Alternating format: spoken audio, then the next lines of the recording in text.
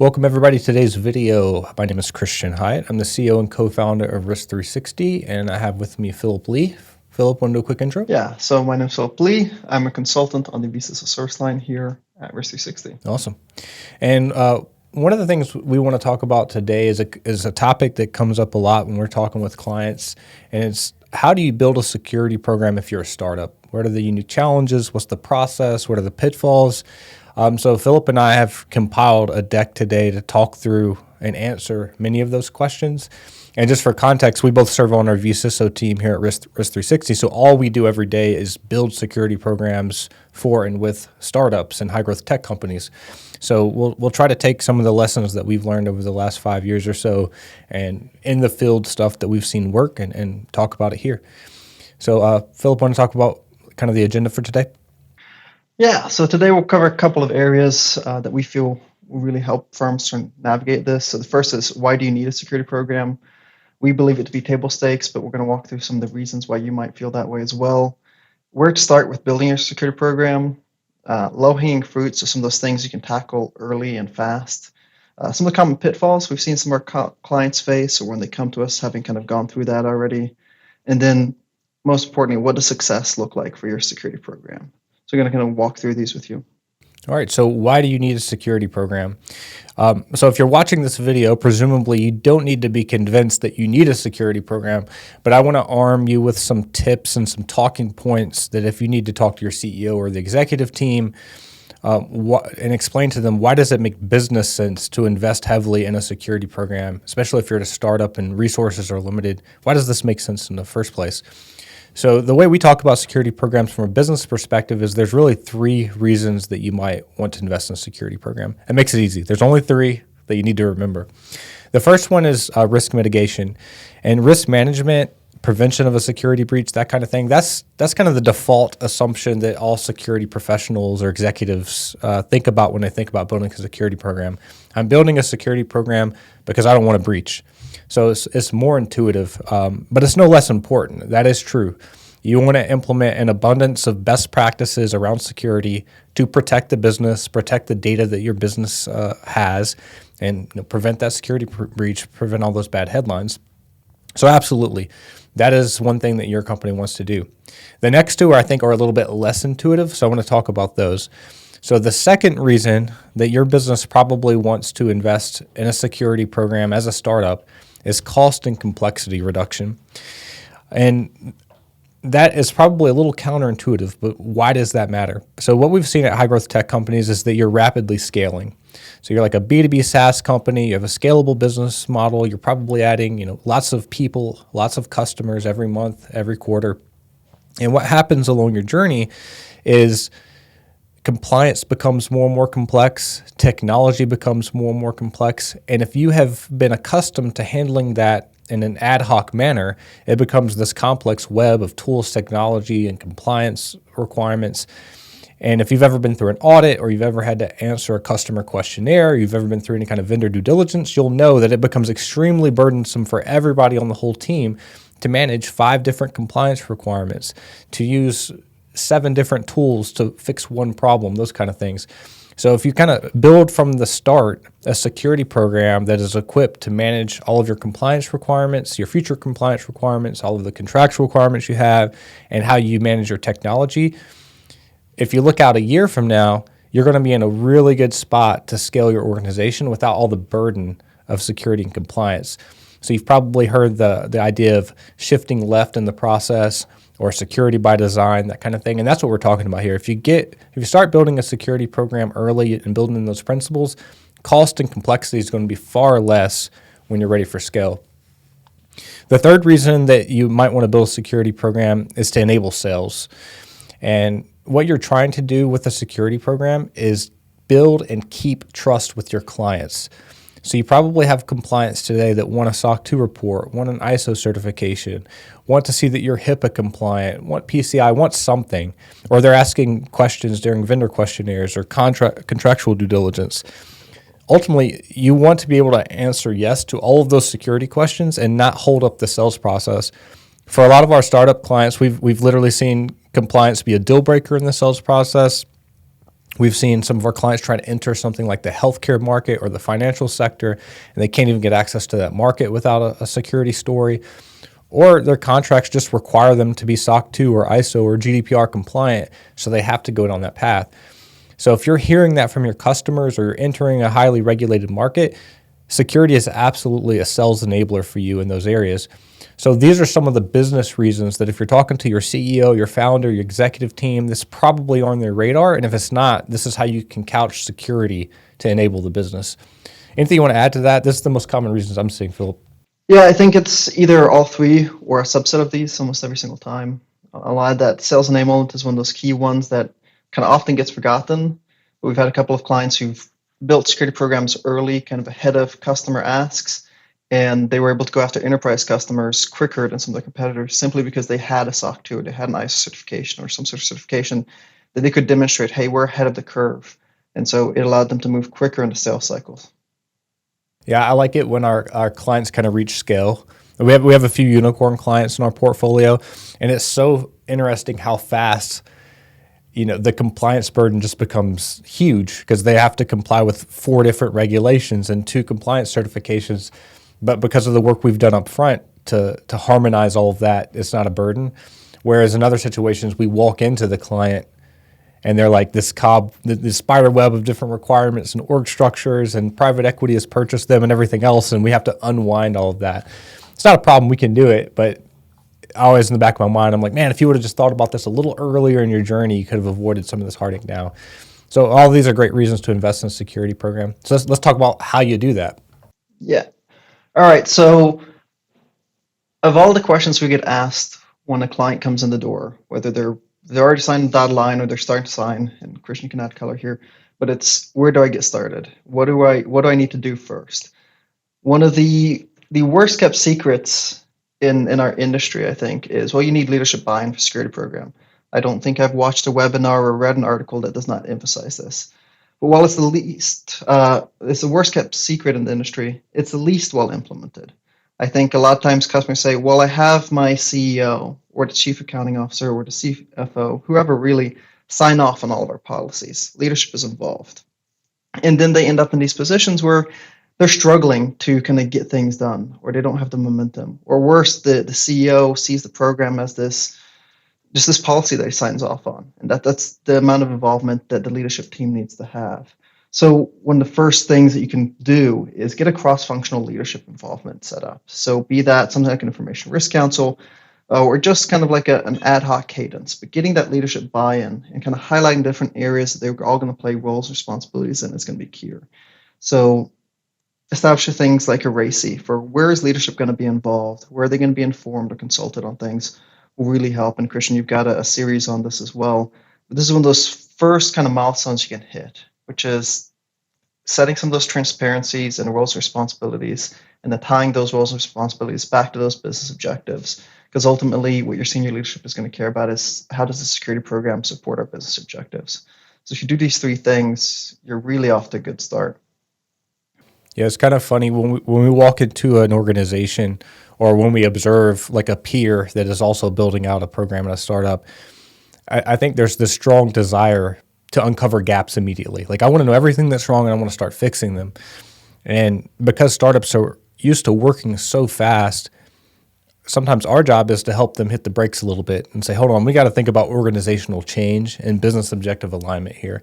So the very first thing we do in our 4-step process is get that leadership buy-in, get a seat at the table, understand why they're investing in the security program, making sure that everything we do is in absolute alignment with that company's objectives. So if they're looking to get acquired, well, we need to be thinking about that. If they're looking to get the next round of funding, well, we need to be thinking about that. If they're trying to hyper grow and access certain highly regulated markets, well, we need to be very aware of that. If they're a product company and product security is paramount, well, we need to focus there. So we have to understand exactly what the business executives care about, what their objectives are, and align to that. And then get their buy-in on that. And if the executive team understands how security is supporting what they're trying to accomplish, the rest of this thing goes so much smoother. So we take a whole lot of time early on in the engagement to get that right. And that sets us up for success from there, I think. Yeah. I think you're right on, and that segues perfectly into doing the current state assessment, trying to figure out what your baseline is. But also having this conversation with leadership helps identify what framework do you need alignment with. One of the frequent questions we get on the BCISO side is, hey, what certification or framework attestation should I get? What should I align with? And some of the two common ones are SOC 2 and ISO. But it's if you don't understand what those business objectives are, where management's trying to go, what those M&A activities are going to look like, what your sales and target market looks like, you may pick a framework that doesn't suit those needs well. And you find yourself now having to have two frameworks a year down the line, or you're having to pivot a year into your program, and that results in a lot of frustration for everybody involved. Yep. Yeah, we always start with that current state assessment because it's kind of an opportunity to get all the cards on the table. And it doesn't really matter what framework you choose from a security perspective. Like you need to align to something because you have a business objective. But whether you do SOC 2 or ISO, we're going to uncover gaps. That's the bottom line. And based on those gaps, we're going to put a maturity roadmap in place that you'll talk about here, Philip. And then that's when we know what to do. We're like, all right, we know the objectives from leadership buy-in. We know to do a current state assessment. We can get all the cards on the table, understand the damage, where we need to focus our efforts, what you're doing well, what you're not doing well. And then you want to hit that maturity roadmap. So you want to talk about that, like after we know what the damage is, how do we get started from there? Yeah, I mean, so first things first, you do those readout sessions again with senior management to kind of summarize what we found, what you need to focus on. You help rank stack. And so this is where we help you create a project plan. And whether you're doing an implementation or just going out and doing it yourself, having a detailed project plan with milestones and prioritized findings is key. It can be tempting to look at this list of findings and just immediately just go, okay, I'm going to tackle the first 3 or the first 5, and that's going to be our first sprint. The reality is you may want to sit down and think through, okay, what are the ones that kind of move the needle the quickest first, or what provides a good foundation? So taking that prioritized approach here is key. And then just make sure you're staying on top of it. If you're in a startup, a lot of people that are going to be helping implement security controls or helping you build your program are going to have a full-time regular job. So working with them, making sure you're taking their availability into account, and you're not dumping another 30 hours of work on top of an already long work week for them is key to success here. So getting the buy-in, not just at the leadership level, but also working at a project management level with your stakeholders is going to be vital to success in this process. Yeah, I think we're talking a lot about like how we do this because that's our experience is how we do it. But if you're building your program, you're not working with a vCISO or just kind of doing it internally. One of the lessons I think that we've learned from having done this so many times that you can learn from us is once you do that current state assessment, like you have your gaps on paper, you've done the walkthroughs, you've looked at evidence, you have all your gaps on paper, then you go to that maturity roadmap, is getting all the parties that need to do stuff on board with that program. Just like you're talking about, Philip, like getting their buy-in, being empathetic with their resource availability, their other full-time job that they're working on. So one of the things we do in our report is maybe our gap is you don't have information security policies, but we'll take the next step of saying, all right, well, who owns that gap? We ask them to write down their commitment and set their own due date. So it's John Doe is going to write the policy and he's going to post it to this location and he's going to do that by this date. And we're not, if we have a deadline, we might push the due date a little bit, but it's really helpful if people can set their own due dates because they have a better understanding of what their schedule is. And then you can help be their accountability partner and manage them to those due dates.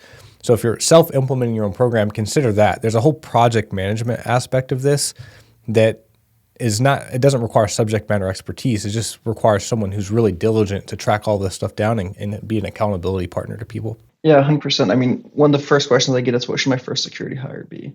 And a lot of questions are like, well, do I need a seasoned veteran in the security field? And the reality is for a lot of our customers, they have a lot of that expertise spread among their team because they've hired knowledgeable technical people. But you're looking at needing somebody to kind of keep track of your program. So a project manager with a security focus is often a really great starting point, somebody to help make sure you guys stay on track. And they may not own your security program. They may be on loan from a PMO org of some kind. They help you stay on track, and as you go through this implementation, they'll help you make sure that you got your security program leadership set up and that you're kind of going through the proper steps of this project plan you've laid out as you go through the implementation. Yep. And that brings us to implementation and support. And I can speak a little bit to that. So over the last 5 years, when we think about implementing a program, I think we've had the opportunity to be a little more philosophical about what that should look like and kind of make it into a framework. So we've identified about 12 work streams that we handle individually, things like setting up a governance structure, writing policies, doing a risk assessment, doing a business continuity plan, doing a pen test. So all these things that you need to do to build a program out. So as you're implementing, you should be thinking about that too. What categories of work effort have you uncovered as part of your maturity roadmap? And then implementing those programs. And then also thinking about how you're going to maintain all of those work streams as well, because a lot of information security is recurring. So you got to do an annual risk assessment. You have to do annual security budget. You have annual audits. You have, whatever you have, quarterly user access reviews. There's all these line items you have. So a lot of companies get a lot of momentum going into that program build out, especially if there's like a certification or something on the other end of it. Then they fizzle out a little bit because of employee turnover or because other things take priority, and they forget to maintain that really important thing that they built.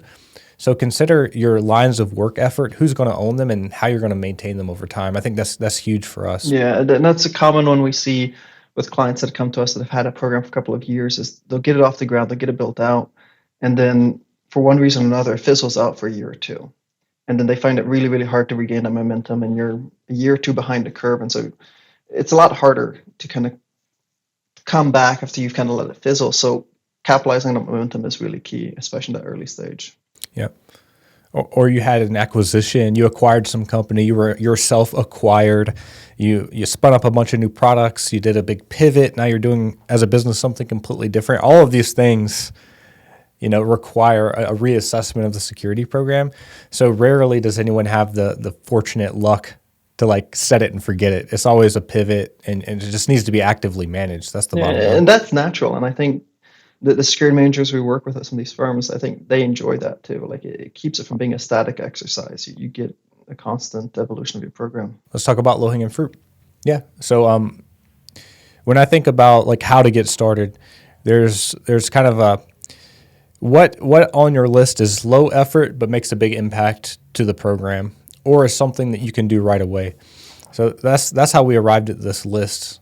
And I think we've already talked a lot about this, but the number one thing that you can do right up front is getting a seat at the table.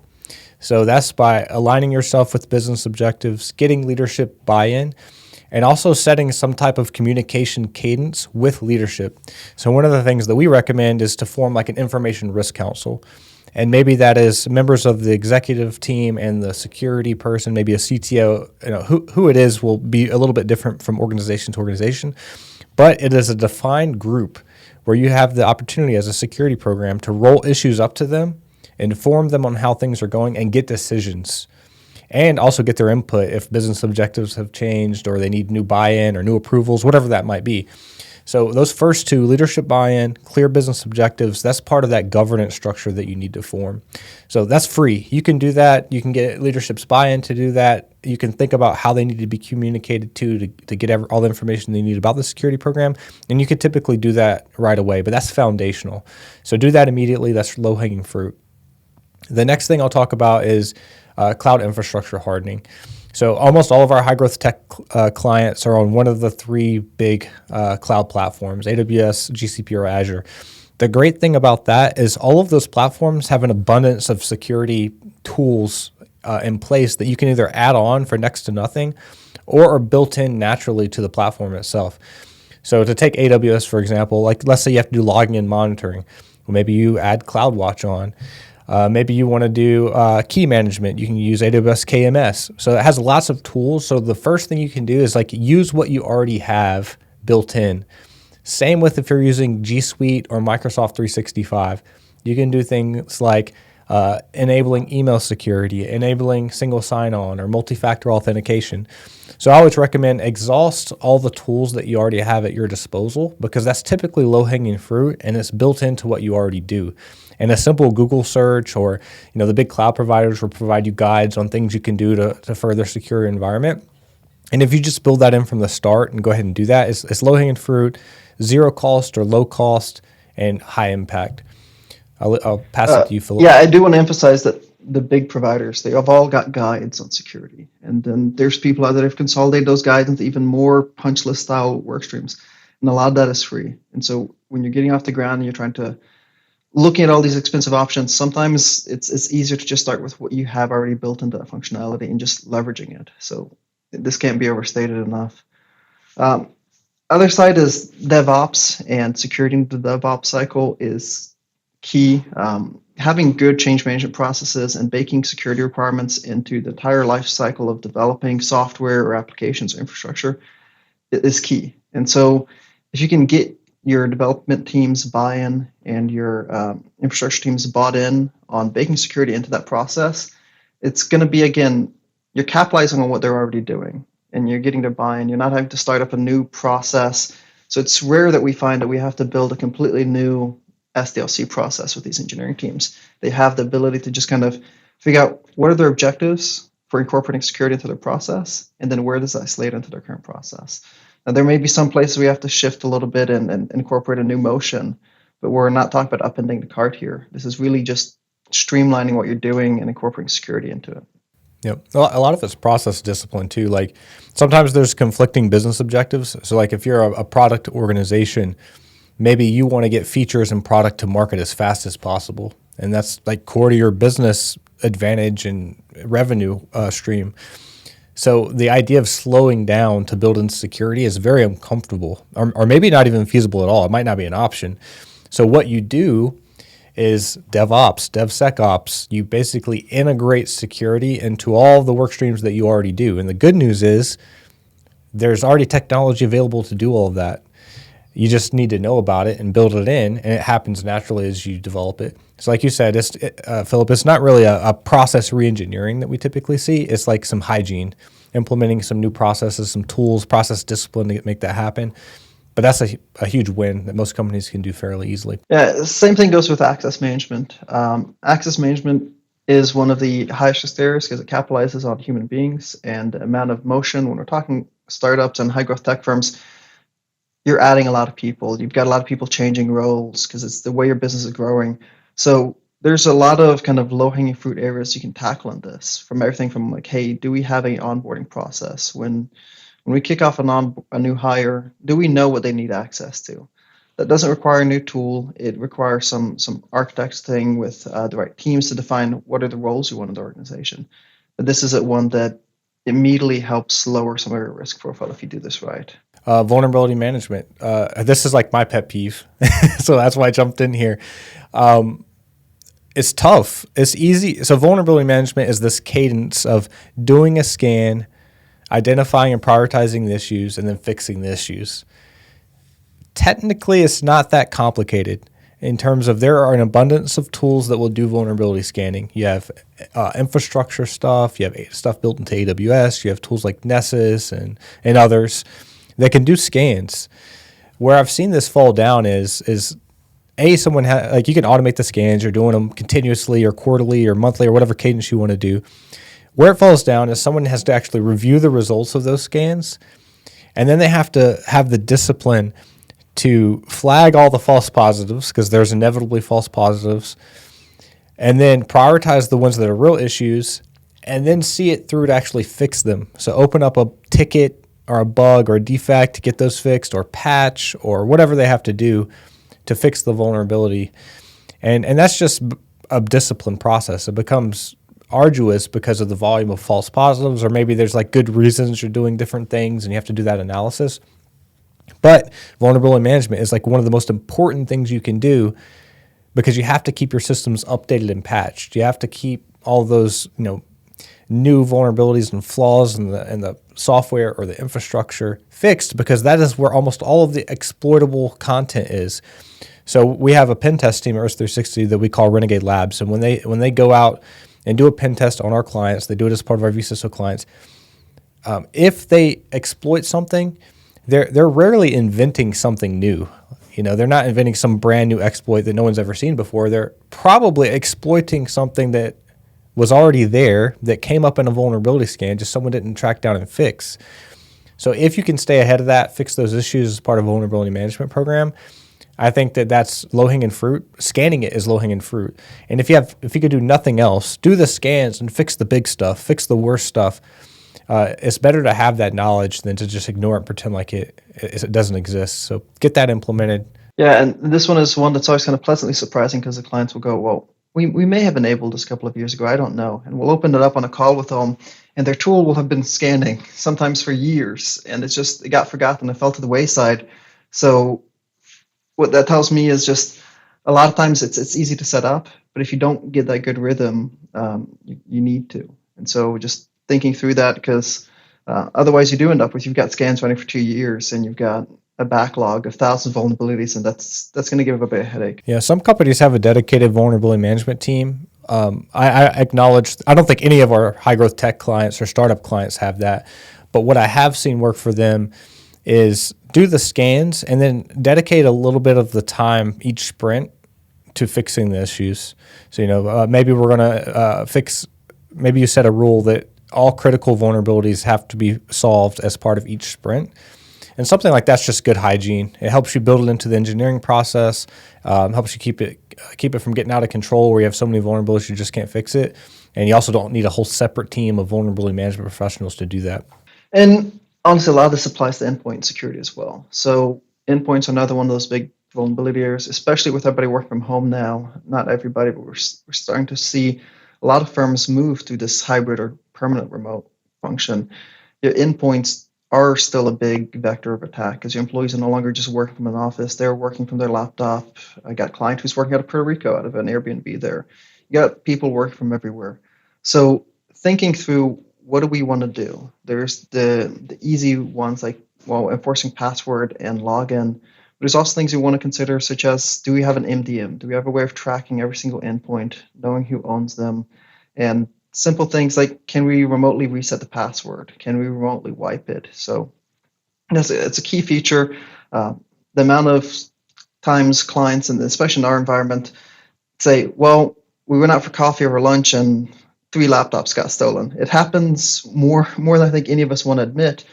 Being able to just have a quick, relatively painless way of eliminating that risk by having good endpoint security controls in place or mitigating that risk is going to be key. It's kind of funny because I think what happens with most startups is in the early days, it's kind of bring your own device. People are ordering laptops off Amazon. They're using a laptop they already had. Some people prefer Macs. Some people prefer PCs. And as long as they get a laptop, that's enough. Like, they have a device to work off of. And then we have so many SaaS applications and everything else that, it works. It works for a startup. Then you reach this level of maturity where, well, now we have to have standardization. Like, we have to have a way to support all of these kind of laptops. We have to have a way to secure them. We have to deploy secure images.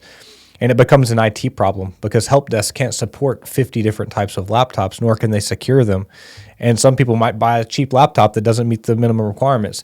So, like, one of the first things we see as part of an organization maturity is deploying some standardized mix of laptops. So maybe it's like one PC, one Mac. Engineers get something with high horsepower, but they all have a standard configuration setting. And that just helps you have control of your organization from an IT perspective, so operationally, but also from a security perspective. And as you mentioned, Philip, with everyone working remote and just the abundance of SaaS tools and everything else, it's just a huge attack vector. It's really important. A lot of the breaches that we see come from compromised endpoints. This one just continues to remain key. I'll say this, the amount of eureka moments that IT VPs of IT and CIOs have on a call with me when they're just like, you know what, I'm just moving to one device type or 2 device types, one type of Mac, one type of PC, like you mentioned. It really is kind of a pivotal moment in their journey from an IT and a security perspective. So it's always kind of interesting to witness when and where they have that moment. All right, so let's talk through some common pitfalls here, Christian. Do you want to get us started, like what some of the big ones you see are? Yep, and I'm going to pound this one home until people are tired of hearing about it. But the number one common pitfall is security professionals or whoever's managing this program not having an absolute beat on what the organization's business objectives are, getting leadership buy-in, and aligning rigorously the security program with those objectives. And that's really where everything falls apart. I've seen companies like just go off on a tandem, implement security program in a silo. that for whatever reason just does not support what the business is trying to do, not aligning to their objectives, and then they wonder why why the leadership won't dedicate the resources to it, why they won't give them budget, why they won't let them hire people, why the board of directors and investors aren't supporting the security program. It's because you've lost trust because they don't think that you're doing what you need to do to support the business. So do the opposite. Have those conversations with leadership, get leadership buy-on, understand the business objectives, and do checks every chance you get to make sure what you're doing from a security perspective is supporting what the leadership team is trying to do. And you can obviously influence them along the way to get what you need to be successful. But if you have that harmony and that alignment, it's going to take you places. If you don't have that harmony and alignment, then your security program is really going to struggle. And this ties in perfectly to that second bullet, which is not taking policy seriously. If you took those objectives to heart, you've got policy that matches those. So if you got those objectives aligned and you're taking your policy seriously, you're avoiding some of those really early pitfalls. Talk about expensive tools, Philip. You put that one in. I'm sensing that came from somewhere. When I put vCISO in my LinkedIn title, I think almost immediately I started getting hit up by hundreds of vendors, and that may not even be an exaggeration here. I think every day I get a couple of vendors hitting me up trying to sell me a tool. And the biggest one that I've seen is a tool that claims to solve all of your problems. And well, I would love for that to be the case. And I've heard clients say, well, isn't there one tool I can buy and implement across the board? They ask that question, and we're going, well, there isn't really one kind of silver bullet tool out there. But there's tools that claim to do that or do it in enough areas that you go after it. And I've had a couple of clients that have kind of fallen for that, unfortunately, where they sit down, they get a beautiful presentation from a sales team who believes in what they're selling, but the tool may not be there yet, or maybe trying to do too many things at once, and they end up paying for these very, very expensive tools that doesn't actually do what they needed to do in their stage. The other side of the tools here is there's a lot of great tools out there to solve one problem really, really well. EDR tools, EDR and MDM tools, so all those tools that deal with like your endpoints and detecting and monitoring those endpoints. Those are some of those tools. There's some really, really great tools out there, but especially in the early stages, they're very expensive per head.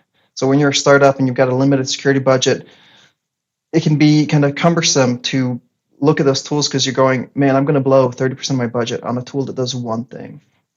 And you may not need that all. At scale, you may one day, but for where you are, kind of be judicious about what tools do we need. Is this tool claiming to solve all of our problems? Well, will it really? And on the other side, if this tool solves one problem really, really well, is it worth the spend and effort to get that one tool spun up? Yep. One of my favorite exercises is as a company experiences hyper growth, they get the coveted $1 billion valuation, and they're 2 years old and they've just exploded. They've accumulated tools and cost and processes over time, or they've been acquired. And now there's this large company that used to be 6 different companies. So in that scenario, one of my favorite things to do is just kind of like review the tools. Like, how are you spending your money? Let's get a list from accounts payable, see all the vendors they're paying, all the tools that they're using, and just identify duplicates. It's like, oh, did you know you're using 6 different antivirus tools and you're only using one of them? Or you have 4 of the same type of tool, and did you know this one tool does those same things? And you can just start like cutting costs and reducing budget, and it's a very common problem. It's not an issue. It's not unusual that happens. It's just something that you can be mindful of if you need to be cost conscious. Let's move. I want to talk about policy a little bit too. I know you touched on that, Philip. I think when people think security and compliance, they think policy. I need a security policy. In the same vein, though, is typically viewed as a check the box activity. Like, give me a policy template. I mean, how many times do we hear that? Do you have a policy template for that? And we're like, well, yeah. Yeah, we do have a policy template for that. And yes, you could find them on the internet. But the key to the policy, and the way I like to say it, is the policy is an opportunity for the management team to slow down, consider the strategy that they want to implement, then articulate that strategy to the business in written form. Then you have something you can hold people accountable to. And more importantly, you have slowed down to think and write down what you want to do. So it's great to have a policy, but sometimes the process of developing the policy is just as important. So I'm very hesitant to tell a company to rely on a template, although that's a great place to start. You don't have to write this thing from scratch. But really be thoughtful about these policies. And it's a good thinking exercise, even if you need to move fast. When we've helped clients do that and been their accountability partners, we develop policies. I think that makes a big difference. I do. Do you see the And same thing, occasionally Philip? clients will come on and say, well, we have a bunch of policies. And then you start talking about them and they don't feel like the policies meet their needs. So taking a step back, say, hey, look, I know you have this policy, but we really should go back and try and capture management's intent with these policies is always a great kind of pause point of reset. Absolutely. I'm going to walk us through here a couple of these. One is being realistic about what you need at scale. High growth tech companies, I think the most common word used is scale. Like we want to scale, we want to scale. Well, think about what you need to scale. And common things are identity and access management tool sets. That's an IAM. So, for example, are you going to implement Okta or Active Directory or Microsoft 365 Azure or something else to centrally control access? And that helps if you're trying to provision users or deprovision users. How are you going to deploy laptops at scale if you have to deploy 100 laptops? So start thinking about those tools that you're going to need to scale, because often you don't need them at 100 people or 50 people. But if you're adding 50 people a month or 100 people a year, you have to be able to manage that at scale. And a way to keep your costs down is through automation.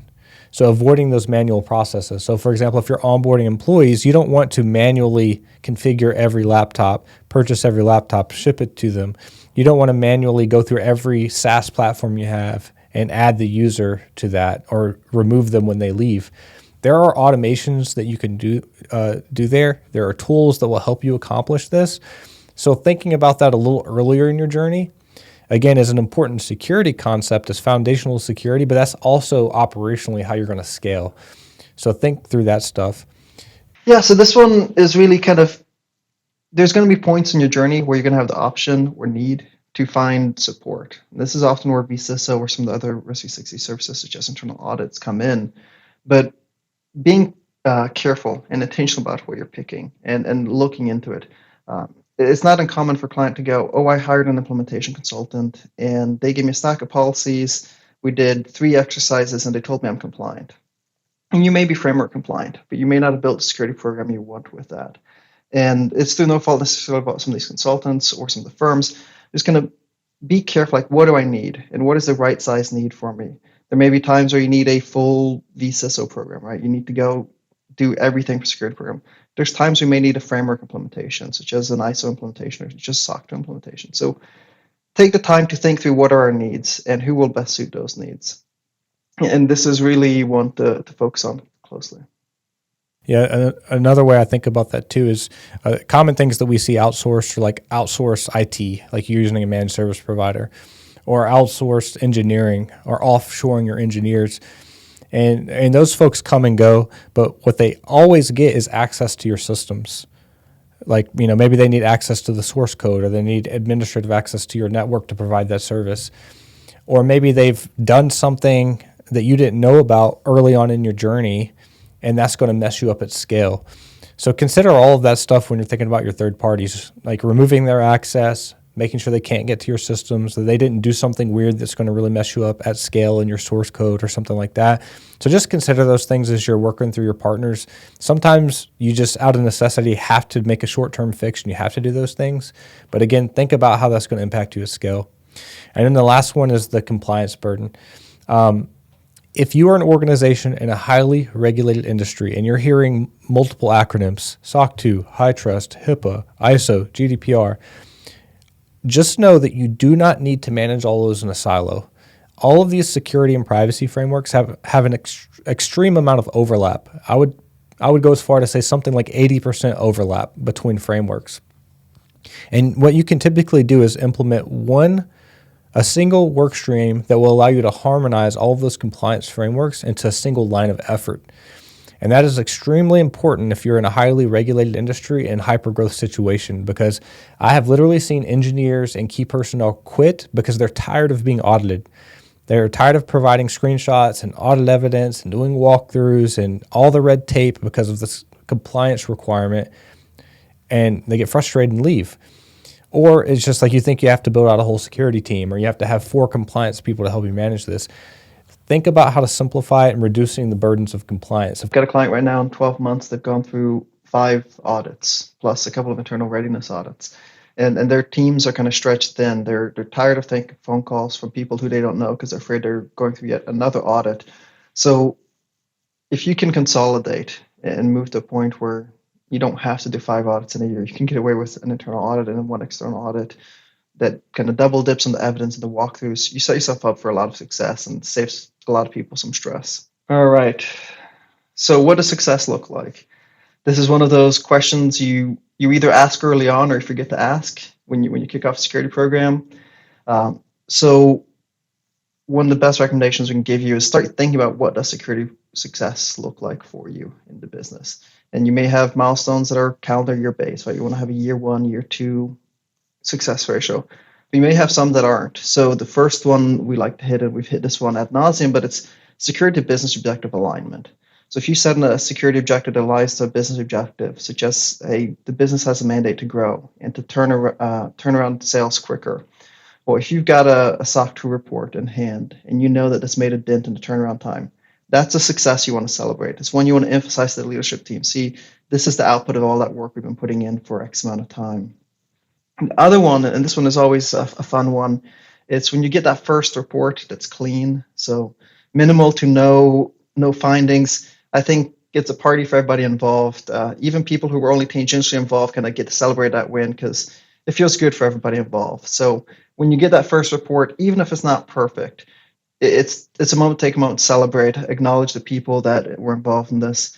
I have a client that's put together a huge announcement internally, and he took the time to sit through and thank everybody involved in this and highlight some of their key contributions because it is a team effort. And so this is what he did there. So that was a good way to know that, hey, we made it. And you're going to have to do it again next year, but especially for that first one, this is a good way of knowing you've done that first step.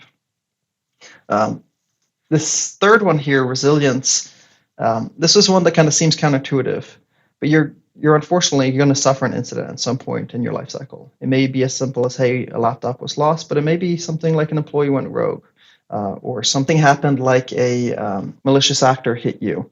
So in this context, being able to weather that and weather it with minimal impact to your business. So how do we overcome it? How do we minimize the blast radius of this incident is going to be very, very key to getting through this point where we can look back and say, hey, we're glad we made it through that. And hey, if this would have happened a year ago, we may not have even known this incident was happening. So weathering your first incident is a huge milestone. And that's another one we often get phone calls about, like, hey, we just had our first incident. It wasn't as bad as I expected because we had these tools and processes in place. Anything you want to add to this one, Christian? No, you'll hear the term resilience thrown around a lot. I think at scale, even like NIST, the federal government, they're saying words like, it's not if you get breached or if you have an incident, it's when. So stop thinking about complete prevention and start thinking about building a resilient business, a business that can handle an outage, a business that can survive a breach. So if you lose customer data, you can explain yourself, you can recover from it, you can minimize the damage. If your application goes out, you can bring it back up and not hurt the customer in the process. So resilience is a very worthy and admirable goal of a security program. And so I agree. this also Double down contributes with to that what you last said. one, which is trust with customers. When you can go through that sales process and that annual review with contracts, when you reevaluate your contracts with your customers, if you've got a good security program, especially when it comes to any of their due diligence requirements, you're going to feel that trust from the customers. And one of the ways we like to see this one is like the first time your customer says, oh, we're not going to send you a questionnaire. We feel good about your report that you gave us or your transparency report. That's always a huge victory for everybody involved. Let's wrap it up then. So I do want to leave everyone with a tool. So at Risk 360, kind of some of our goals is we want to give back to the community. That's why we produce videos like this. We produce a lot of thought leadership. We do mentoring sessions. And one of the things that we're really excited about that we've recently done is we've released our GRC platform for free for companies to use. It is the first ever free GRC platform. what you can do is you can go in there and you could take a self-assessment. It's a very detailed security self-assessment. It will result in a report card. That report card will give you a score. It'll also tell you any gaps you have and recommendations on what you should do to fix those gaps. And then you can import all of those gaps into a project tracker and a risk register and start managing them right there, right? Start prioritizing, start getting action plans in place, sharing with the team. And then as you build your program out, Phalanx is also a compliance management tool that you can run a whole program out of. It's absolutely free. The reason we're giving away for free is try to give back to the communities. Hopefully you want to do business with Risk 360. You want to call me and Philip and do other stuff with us, but it's our way of getting back. Check that out and see where your program is today. And thanks Philip for doing this video today.